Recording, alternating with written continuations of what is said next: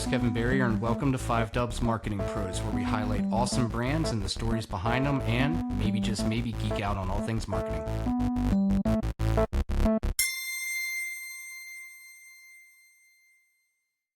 Today, I'm excited to introduce you to someone that, whose love for beer inspired him to create this really awesome podcast brand that's become a respected go-to for both the beer consumer community and breweries alike, on all things beer in the Mid-Atlantic. If you're a part of the brew scene, you've probably seen his likeness make a cameo on some different beer art. And lastly, and most importantly, he is one of the coolest people I know. Ladies and gentlemen, I introduce to you Chris Sands, host of the Uncapped Podcast. Chris, how are you? Doing well. You're too kind, Kevin. Well, I've followed this brand for a long time. It's been fun to kind of see the brand grow as it's just been out there in the market. But first and foremost, I see you jumped on the Threads wagon. How do you like Threads so far? I was never a Twitter user, so I don't know if I will be a Threads user, but I figured I would just start an account because it was easy. Like, you click twice and then it's done. So yeah. And if you're a brand and you were able to jump on earlier, consumers, as they hop on, you can automatically follow, all of the brands you were following on Instagram. So it really helps raise. That was part of it too, because I figured I'd already have a large built-in audience already. So right, yeah, I'm trying to love it. I like Twitter. Twitter's okay, but I have like one friend on Threads, an amazing friend, but one. So I started threading with myself, and I'm just gonna let that go for the next year and see how robust of a conversation I can make. So join into that. But anyway. So I want to talk about the Uncapped Podcast and the brand behind it. And, this brand's been in our marketplace for a long time. And, I was involved with it for a little bit during my time at the Frederick News Post. But I never knew the story of how Uncapped started, other than, you're obviously like, you're a beer aficionado, all things beer. Is you to be the go-to, but how did Uncapped start? In the very beginning of it, it started as a blog that Will Randall, one of the former owners of the Frederick News Post, him and I started it as just a place to write about beer and beer festivals that we were going to and stuff like that. Then that led into me occasionally being asked to write beer-centric stuff for the Frederick News Post. I don't think at that time any of it was branded as Uncapped.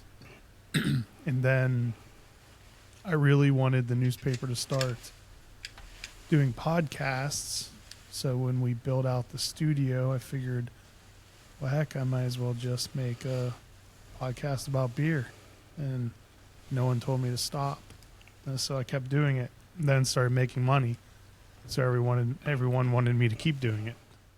Yeah, so the podcast is, so it's out of the Frederick News Post. The Frederick News Post is, looking at how they can continue to evolve in getting news and information out to the community. So they created this want to do podcasting. So built out a studio, and you were able to hop onto, the brand, and really the brand's been, by and large, I mean, if not in totality, it's you, right? I mean, you have support with the folks at the FMP, but I mean, they've given you a lot of, it seems like a lot of leeway just to build it in your vision. And it looks like that's really benefited with its growth. Yeah.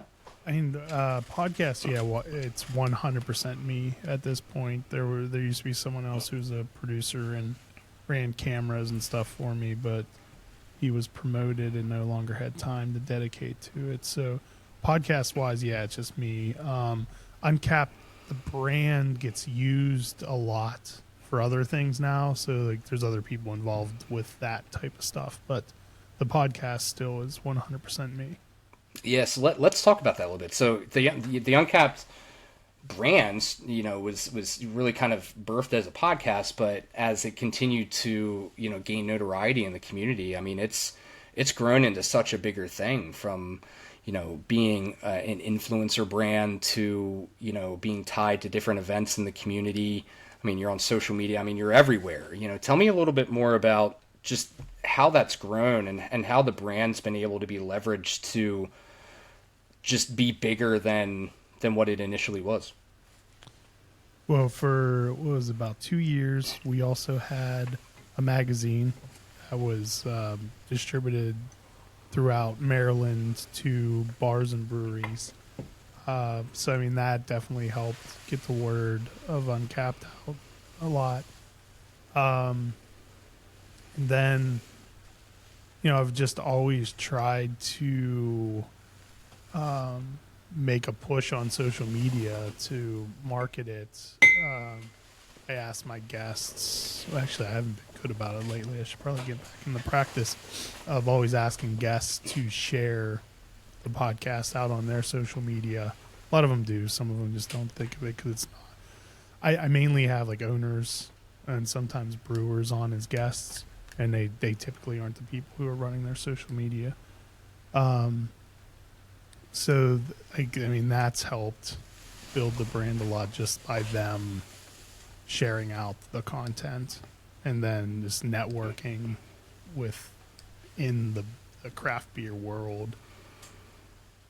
Yeah, I mean, you're everywhere, right? And you're seen as this go-to in the community by breweries on like what's going on in the craft beer world. I mean, you were recently interviewed by another news media station about what's going on in the brewery world. And it seems like your podcast gives an awesome platform to help promote out, different, the different breweries that you have on or different guests as a whole. And, your sponsors that you have on through sponsorships, they're gaining more reach. It all comes down to audience. Talk to me a little bit about how you grew your audience and then how that really benefits, not only your guests, but also your sponsors.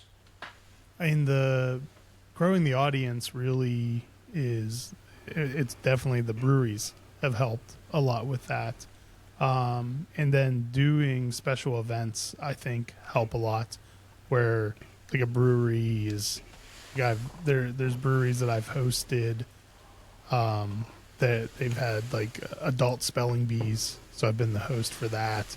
Or a brewery might ask me to be like the celebrity, and I'm using large air quotes for that, like judge of something that they're doing. So that, and like they always promote it being me from the Uncapped podcast. So I think that, that's helped a lot because the people who follow those types of things and pay attention, they're the exact kind of people that are going to want to listen to a podcast about beer. Right. And then making beers and collaborating on beers with breweries, I think, has also helped a lot because like every time I make a beer with a brewery, the logo is on the can. Sometimes it's the URL of the podcast is on the can, so that's built in. Nice marketing right there.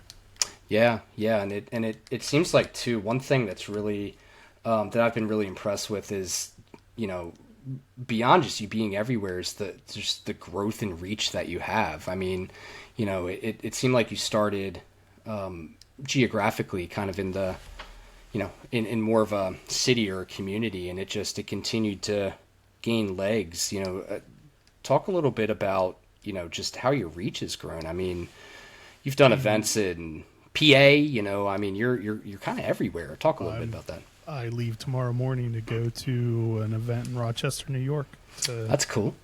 Record a podcast at the Brewers Party the night before the festival. That's awesome. Really, it ended up being a way to adapt to COVID because previous to that, everyone came to the studio. So it needed to be within driving distance to motivate someone to take time out of their day to drive to the studio. And then on a rare occasion, we would take the show on the road and record on location at that brewery.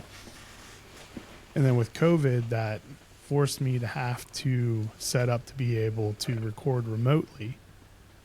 And at that point, I thought, well, heck, I don't need to stay within the Maryland area. So, and it happened the same way, like I even locally, where, I used my network of people that I'd grown. Like if I wanted someone as a guest, I would find a connection I had and I would ask them for an invitation. And I mean, I can't think of anyone who hasn't enjoyed being a guest. So no one's ever turned me down to introduce me to someone. So at that point, it was just, I had a wish list of people I wanted to have on as guests, and just found connections. And then I fell into this like festival circuit. There's this group of breweries that all have festivals at their breweries, and it's kind of like a high school clique, sort of. Right. Right. So then that helped grow my circle a little larger too, by going to those events, recording podcasts. Like the typical podcast is like telling the story of the business and like what the person was doing before they opened the brewery. At these festivals, though, I just have a list of like 50 stupid questions, and like someone will come up and sit down and just for like 10 minutes answer stupid questions. And they just became really popular with the breweries to do that at these brewery parties that take place the night before the festival. So I kept getting invited to more and more festivals to record those podcasts. And that's the type of setup you'll have tomorrow. Yeah. Yeah, that's what I'm doing tomorrow. Yeah. What would be you said kind of 50 stupid questions. What's like your favorite question to ask?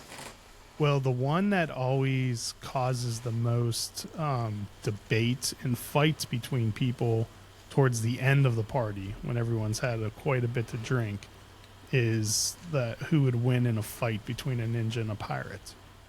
Who would win a fight between a ninja and a pirate?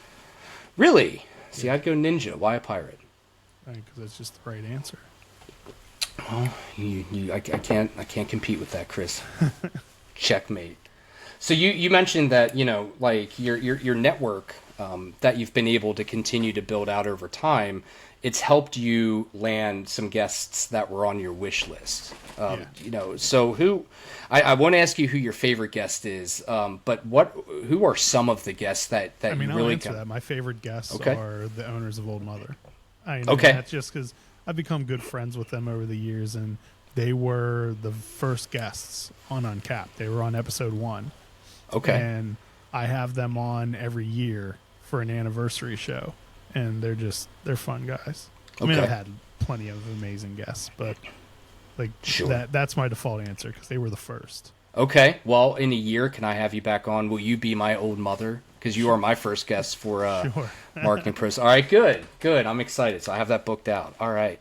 So, I think. So I think you were going to ask who were my big gets. There you go. Yep. So who are some of your big gets that you're really proud of? So the owner, or the former owner, and the founder of Stone Brewing Company was on as a guest. Okay. And I thought that was accomplishment, just like making it happen. But then like 2 days before I was recording it, I was texting with a local sales rep for them, saying that I tried to find interviews with him to I just like to listen to old interviews with people beforehand as like research. And I was telling her like I couldn't find anything, and she replied with, "Yeah, that's why this is amazing. He doesn't do interviews." So then that made me feel like it was an even bigger get. Okay. No one cared about that episode. No? But no, the big breweries that have been around for a long time, they don't do quite as well as like the small local one that no one's heard of. Or Yeah, support local. I think COVID really helped with that too. I know here in Frederick, so I used to work for the Frederick News Post.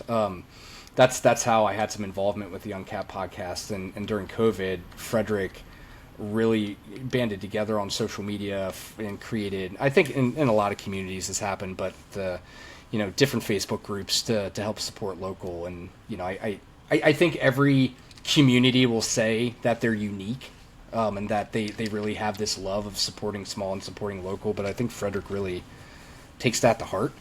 I think maybe so I'm, too. Yeah, maybe I'm biased, but I'm definitely biased, but I still also believe it. yeah. So, I think that's kind of like an awesome byproduct of what's come out of COVID. And I think for you, adapting your podcast model to, being virtual as opposed to bringing people into, into a podcast studio, that's helped grow geographically. But I mean, it's helped really diversify the type of guests that you've had, on your podcast. And for me as a marketer that wants to see businesses grow, I mean, your platform is a huge platform to get your, these breweries messages out there. This is a time to brag a little bit. I mean, what's some of the feedback you've gotten from your breweries on, or really your guests, on how your podcast has helped their business? I mean, I definitely have been told by people like that, people have referenced the podcast as how they heard about that brewery, and that's why they were there, or that they saw a post on one of our social medias about something there, and that's why they were at that particular brewery or there to get what was there. So I hear that a lot, so that's awesome. I think that growing the geographic area of it helped a lot in that I get approached a lot more now by breweries or distilleries requesting to be a guest on the podcast now. And that didn't really start until like I broadened the geographic area of guests that I was having on. That's interesting. So they're coming to you and asking to be on. So do you think, so that's awesome, right? When guests come to you, when it kind of sells itself, so to speak, I mean, that's really, you're onto something big. So do you attribute that solely onto just like the fact that you expanded geographically? Are there other variables at play there that you think attributed to that? I think my Instagram account probably helps a lot with that too, because I don't have a huge following, but I've built a decent following on it. So, and then a lot of those guest requests are through PR companies. So I think that my name has just made it into that world of companies that service PR companies that service the alcohol industry. And so you think you're in a database somewhere? I'm definitely in a database somewhere. Yeah. Very cool. That's the dream, right? Instead of trying to figure out who you're going to bring on, having them. I say yes to every single one of those requests, because scheduling someone who approaches you is infinitely easier than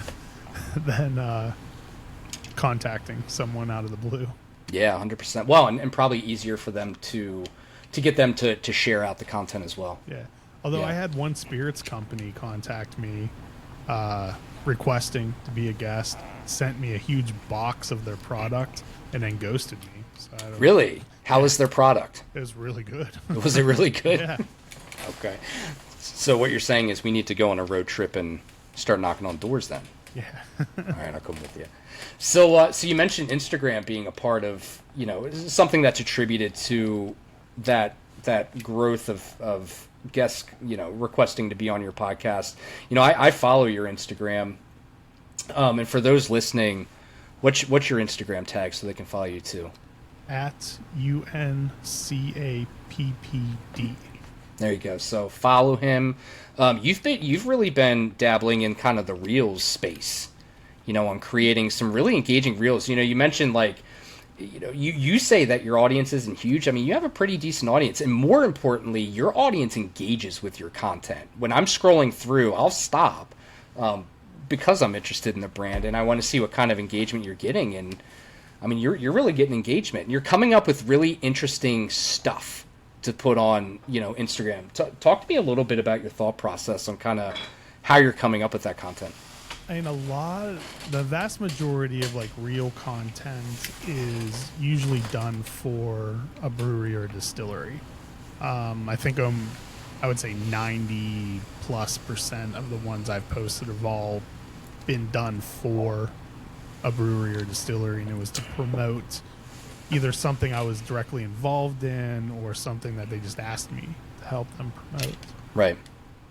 And you're tagging them. I mean, you're getting in front of their audience as well, which a lot of them they ask to do it as a collaboration. And so that it shows up on both of our feeds. Yeah, and the value. I mean, the value behind that is their audience. I mean, that is the creme de la creme of those you want to get in front of. They're interested in beer, right? And as your audience continues to grow, and you're going out and you're approaching, or maybe you don't, maybe they come to you, but sponsors. I'm sure one of the first things that your sponsors or potential sponsors will ask is, talk to me about the validity of your audience, and I think you're one of those podcasts whose audience is just so laser niched and focused that it's you know what you're selling to. And I'm pleased to say back in the day I helped land. Was it the first sponsor? So the first sponsor, the very first one. They've been here for I think like 7 years now. So I'm assuming that they see value from it. Shout out to Nico and Mary of Roast House Pub. They're huge supporters of the Uncapped Podcast, and in fact, that's where I got this hat after I came back and talked to you that Roast House Pub agreed, and I tell you, this hat's it has seen better days. It is a true testament of how long I've been following your brand. So, that's awesome. And your sponsors have grown. For a while it was Roast House. They were on their own for a long time. Yeah, they were founders, and Nico and Mary believed in what you were building. Right, you had an audience. There was their value in game, but they really believed in what you were building. And since that time, I mean, your sponsors have really grown. Talk a little bit about how you approach that end of things to help monetize your podcast. I mean,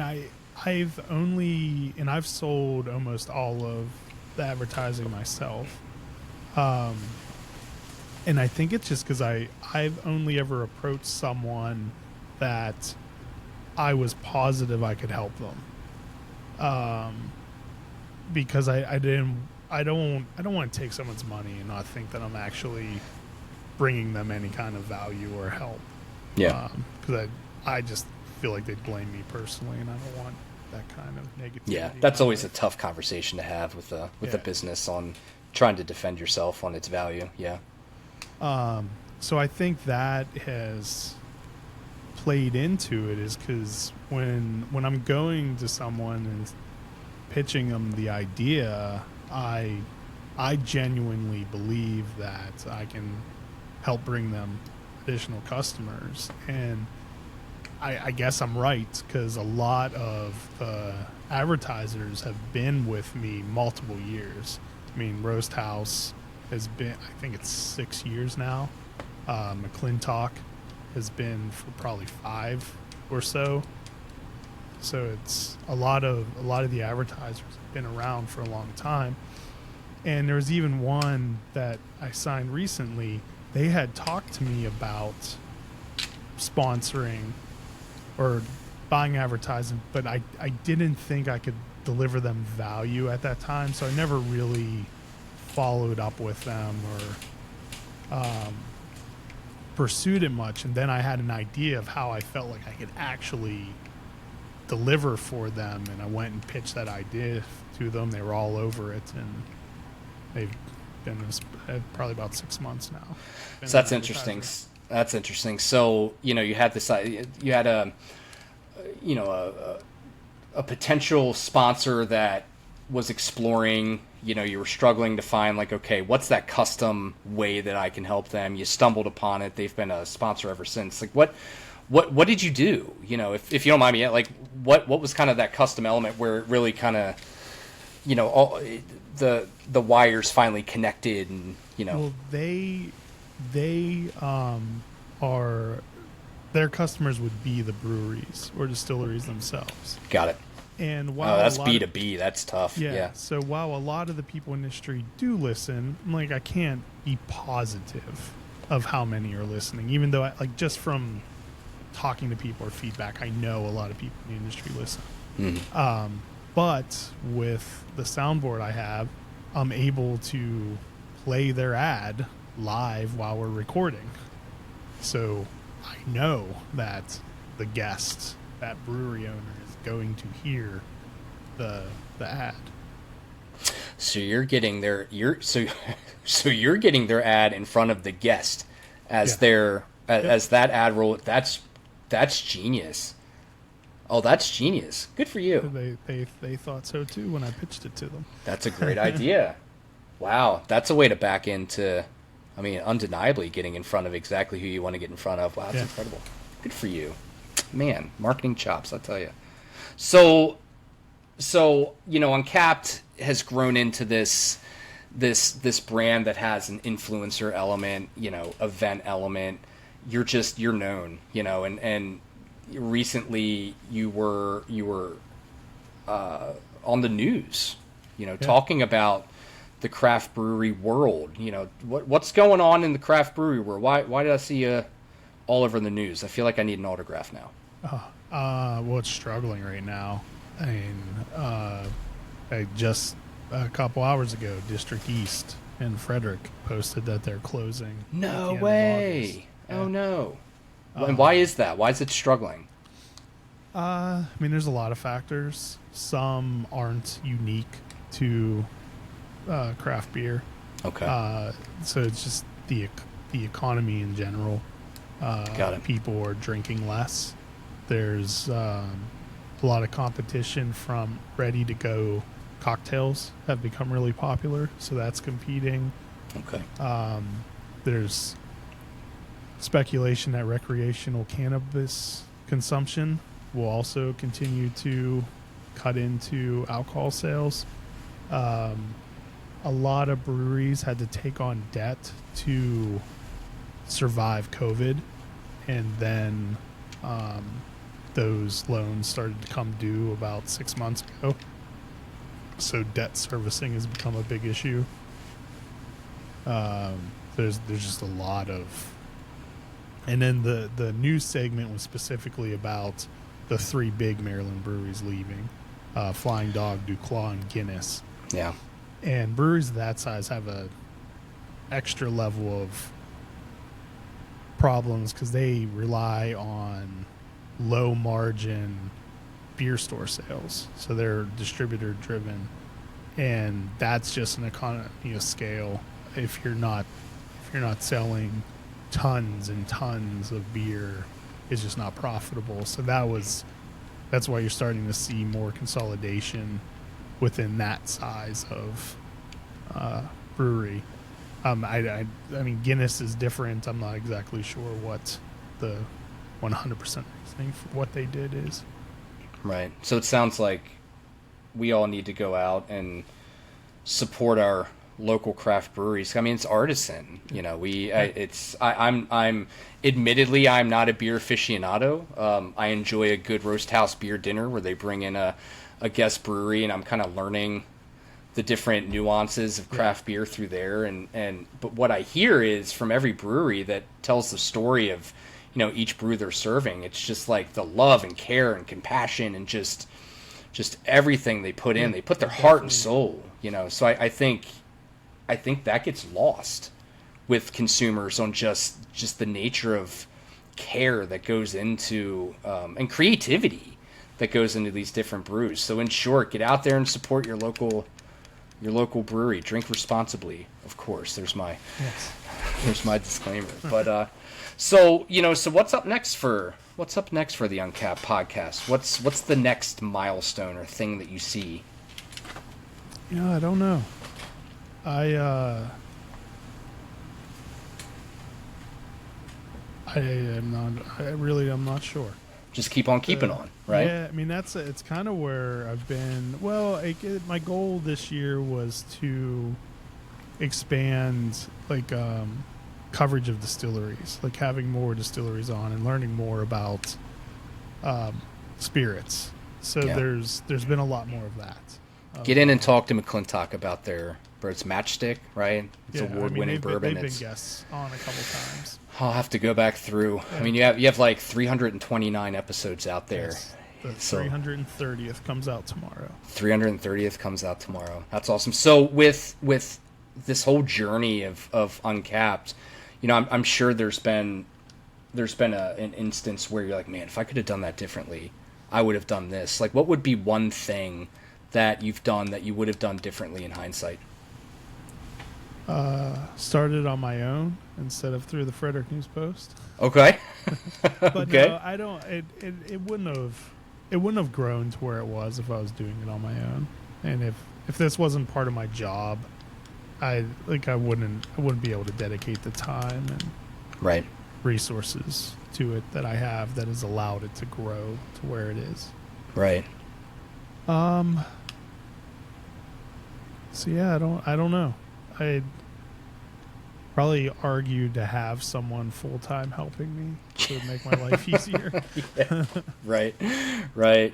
Well, I mean, you know, I think there's a simplistic beauty in like being able to take this brand. You have, you know, by and large, it's like, or 100% this autonomy to just make it your own. You've made it your own. From, you know, the color scheme of the brand to where you've associated your brand with. I mean, I think you've done all the right things. It obviously shows in your growth. So as a marketer, being a fly on the wall, seeing how Uncapped has grown, hats off to you, sir. It's been fun to see, and I'm excited to see where Uncapped goes. You know, so before we you know, call it a day on this, you know, for anyone listening, you know, we talked about your Instagram, but where else can listeners find you on social? You know, wherever you find your podcasts, where can they find you? Every podcast, I think we're listed everywhere. There was one that had like a ridiculous contract you had to sign, and I can't remember who that was, but it's not a place where people typically go for podcasts. Got it. But basically, any podcast delivery service, Uncapped is on it. Then it's on Facebook and Instagram are the two big places where I post content. Got it. And as of today, because we're recording this on the historical day of July 6th of when Threads published. I started my account yesterday. So. You started your account yesterday. I had it so maybe I did the same. I had it kind of like pre-ordered, so to speak, in Apple's App Store. So when I woke up this morning, everyone was talking about it. So I hopped on, and like their algo is everywhere right now. I'm seeing really weird stuff that I'm being prefer. delivered stuff I've never seen before. Yeah, it's scary. There's some stuff I'm like, man, Instagram's algo, you are drunk. So hopefully soon that'll even itself out. What do you think Elon's doing over there in Sure the land of Twitter? Yeah, I think that cage match happens. I am so excited for that. I hope it does. They're now saying that Logan Paul wants to I can't remember who he wants to fight, but I mean, I think it's gonna. Have you seen jiu-jitsu matches that Zuckerberg's been in? It's incredible. He went all in. Yeah, he's not a joke. Yeah, he is gone. He's that. I feel like he's that type of guy. When he gets into something like that, he obsesses over it, and I think that's what he's doing. And I think if he gets in the cage with Elon Musk, he's going to end up like ripping an arm off. Well, Elon has a good 20 years on him or something too. So yeah. No, it'll be interesting. Well, if that happens, watch party at the FMP. Yeah. Let's see if we can get that on the big screen over there. Well, Chris, I appreciate it. I reached out to you when we decided to start this up, and I said, you know, Chris, teach me. I have no idea what I'm doing. all in all, what from 1 to 5, what grade would you give me on this conversation? Be gentle. I'll give you 3.75. All right, so 4.5. I appreciate it. 4. Thank you, Chris.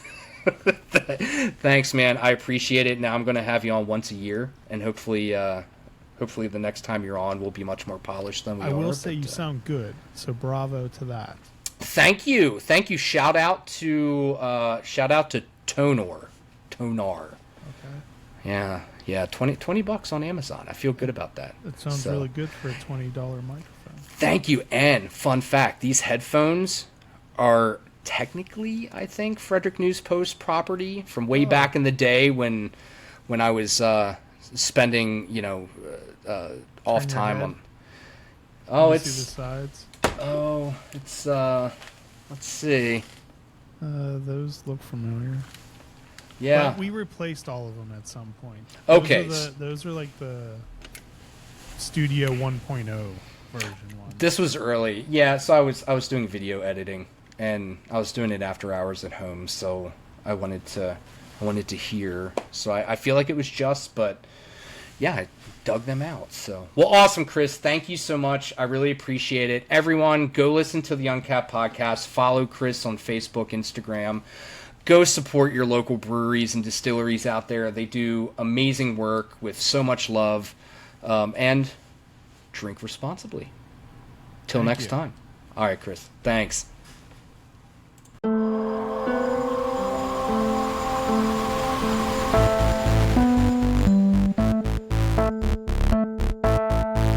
Five Dubs Marketing Pros is hosted by me, Kevin Barrier. Our executive producer is MDDC Executive Director Rebecca Snyder. Post-production by Caroline Pecora. Our theme music is by Azulu Studio. A special thank you to our guests for being with us. You can find 5 Dubs and 5 Dubs Marketing Pros on Spotify or wherever you listen to your podcast.